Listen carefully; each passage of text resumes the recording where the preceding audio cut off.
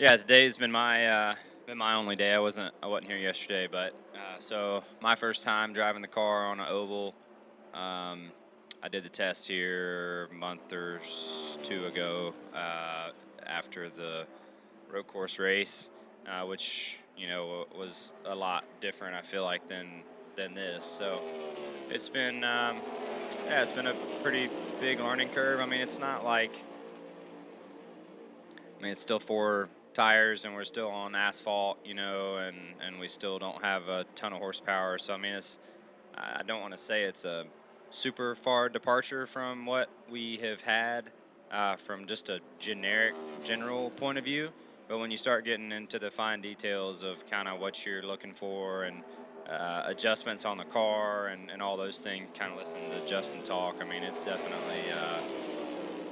definitely different, and I think we still don't know what tools we need, like just a lot of small things that we haven't had enough time to really work through. So I think right now it's just more about getting that feel of the car, kind of what's different about it, um, kind of where the discomfort is going to come from. I feel like in anything you drive, typically the people who are the most comfortable being uncomfortable go the fastest. So I think identifying kind of where those points are and then how to maximize them is always the key. And for me, I'm still kind of working through that right now.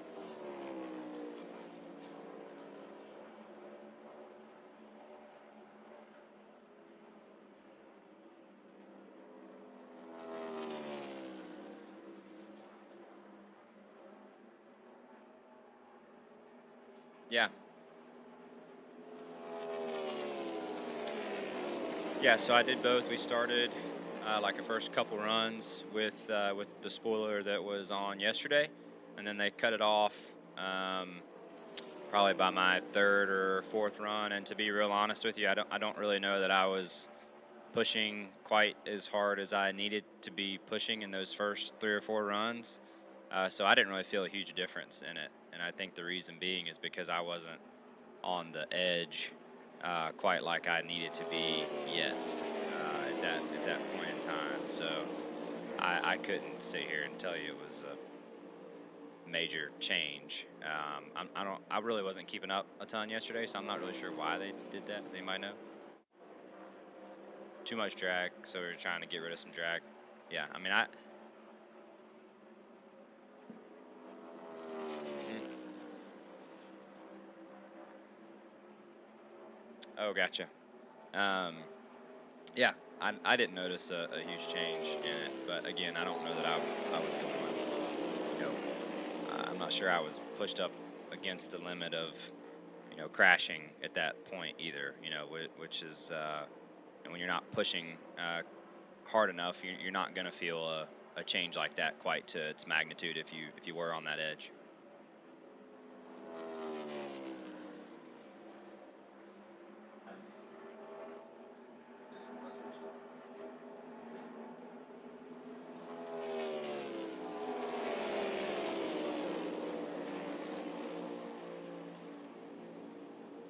Yeah, I was referencing just prior to the spoiler change, or before we changed the spoiler, and then after, not necessarily last year, but um,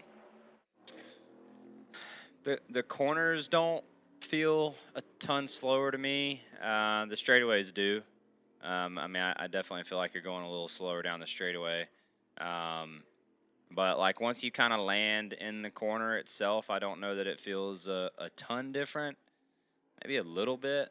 Certainly, I feel like the biggest difference, just like from a momentum standpoint, that I felt today was just the tire fall off. Like I could, really hear and feel how much I slowed down from the beginning of a 20 lap run to the end. That was probably the biggest thing that stood out to me. Um, but that's going to change track to track. I mean, this surface here is pretty abrasive and it's pretty old.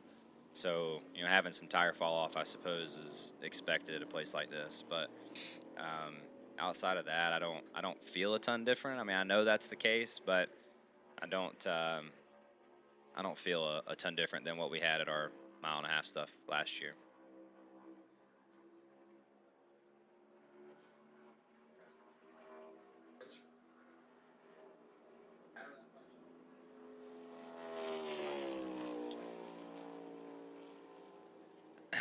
my question to them would be, would you have said that if you didn't see the sheet? Like, would you have said that we were, going way slower if you hadn't have just literally compared a timesheet to a timesheet? Um, that would be my first question. But really, to answer, I guess the main thing is if it's entertaining and it's exciting and we're able to put on a good race, like who cares? Really how fast we're going at the end of the day. But if the racing's no better, and we're, if we take a step backwards in our product on track, then I don't think we should be going slower. If we go slower and it produces better racing, great. If it doesn't, then I think we should be going faster, in my opinion. Try to appeal to that side of things, because if you're on track, entertainment is not any better than what we had, then um, the entertainment of watching a car go by slower should not be a thing, right? So if there's no gain in it, we should be going quicker, in my opinion.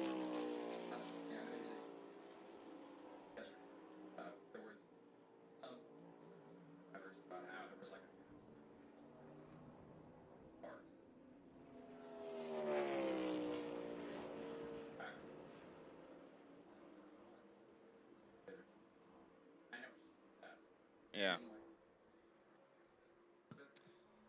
Well, anytime you go slower, the window gets tighter. I mean, that's just what it is. So um, anywhere you run wide open or really close to wide open, that window is going to naturally get closer together. So I think it's more of a product of our speeds more so than it is some magic in the car, in my opinion. I could be way off base there, but I think it's probably more speed related.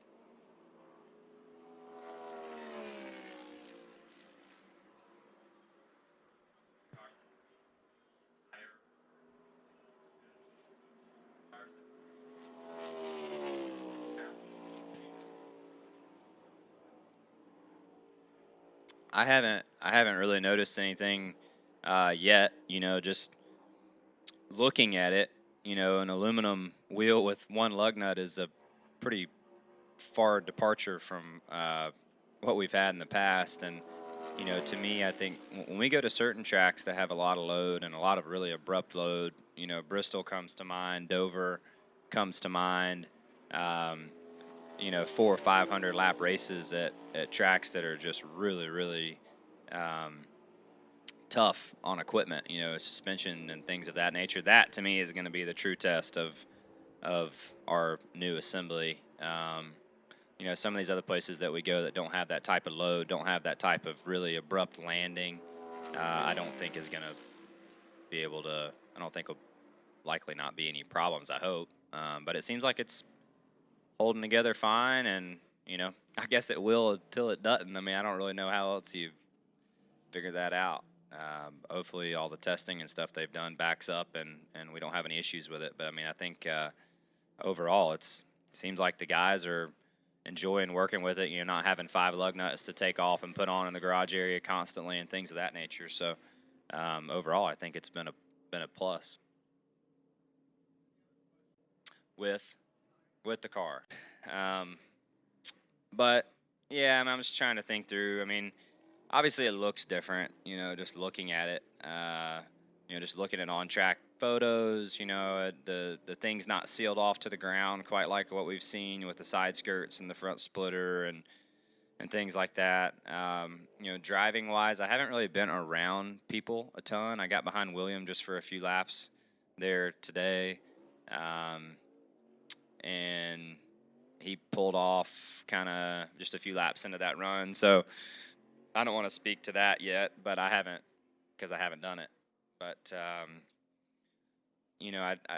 there's a lot of question marks in my mind still kind of with it. And like I was saying a few minutes ago, to me, it's about, where is that line? Where is that limit? Where is the edge of what you can lean on, especially at these 1.5-mile tracks? And, you gotta, once you find that edge, how easy is it to live there? Can you live there for an entire run, or can you not? Is this car lacking that much side force where you can't live in that happy zone of a yaw moment to run an entire fuel run or not? So just a lot of fine detail questions that most people probably don't understand, but it's I think we're too early into it. And right now, I think it's more about just fundamental things. How do we work on the car? How do we be prepared to go and have a practice session and it goes smoothly and make the right changes and be timely with our adjustments and all those things, and just be prepared for these first handful of races, I think, is priority number one. And that natural feel of what you're looking for will hopefully come, in due time.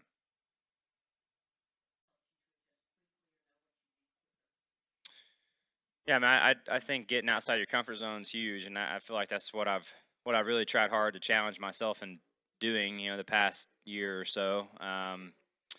And all those, everything you get in is a little different, and everything you get in, it has a little different sweet spot of that perfect balance, I guess, and kind of what you're trying to achieve, on asphalt or dirt. I feel like, but at some point, in the process of doing all those things, it really does kind of come back to some simplicity, and typically wherever you're the most uncomfortable is where you're the most vulnerable, and that typically transitions across all cars. Whatever part of the corner that you're most uncomfortable in is probably the area you need to work on the most, because like I said a minute ago, I feel like the people who are the most comfortable in areas on track that are typically uncomfortable are going to go fast, and that's where they're going to make time on you, and that's how they're going to make passes and do all those things. So I think just driving these different cars just helps you understand those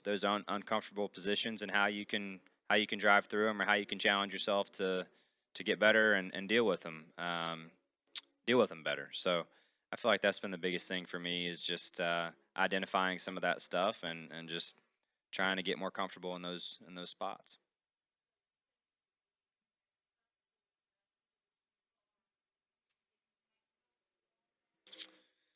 Um, I mean, I don't kind of hard to say because I don't feel like I've adjusted to it. I don't know that my 60 laps or whatever I've run today qualifies as having it all figured out. So, but I would like to think all that stuff helps. As you get into something new, you're immediately faced with something you haven't seen before. Been faced with that already.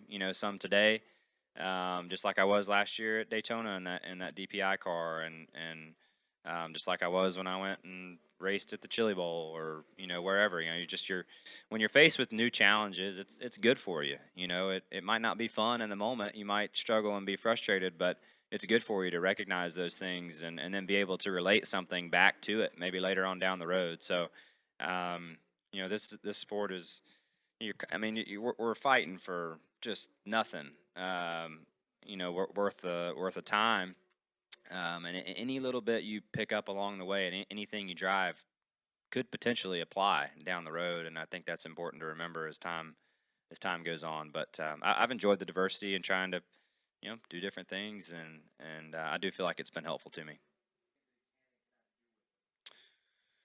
Yeah, I mean, I think just what I was mentioning a second ago, just about right now for him and all of our crew members. It literally, it's about where do we want tools to be in the toolbox? What tools do we need to take to the racetrack?